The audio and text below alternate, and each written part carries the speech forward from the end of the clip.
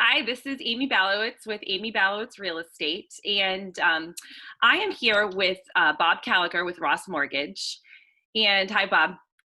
Hi, Amy. Hi. And I've seen on social media, and I've had a few questions about the low interest rates that we're seeing right now, and is it a good time to refinance, and all those types of things. So I thought that Bob could answer some of those questions for us. So, Sure. what are you seeing for interest rates?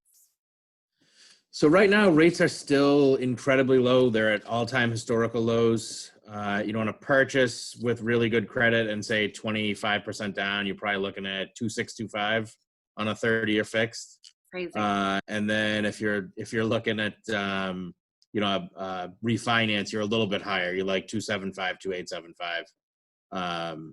But still below 3 for Absolutely. pretty much everybody, which is I still can't believe we're in the twos on 30-year fixed money.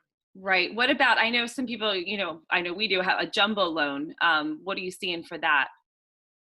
Jumbo's closer to the mid threes, so still, incredibly low, but not quite as low as the conventional mortgages. Okay. Okay. And do you see this continuing into 2021? Yeah, I think due to the severity of the pandemic restrictions and what it did to the economy, I think you're probably going to see rates stay pretty low for quite some time. The general consensus, I mean, nobody knows for sure what's going to happen. It's really just opinion based on what's happened in the past to some degree. I mean, nothing like this has happened within our lifetimes, but the general consensus is probably going to be years in the low range. Maybe not in the twos, but it's going to be years before they go up. Yeah. Wow. Yeah. And so, I know the process can seem cumbersome. How are you handling, refis? What would you give people advice on how to handle that? So the process is relatively easy depending on who you're working with. There are some, your bigger lenders, your national lenders, they're going to take longer. With the increase in business, it's a lot harder for them to hire to keep up with it. So you're probably looking at 90 to 120 days with them. We're on refi still doing 40 to 50 days for a closing.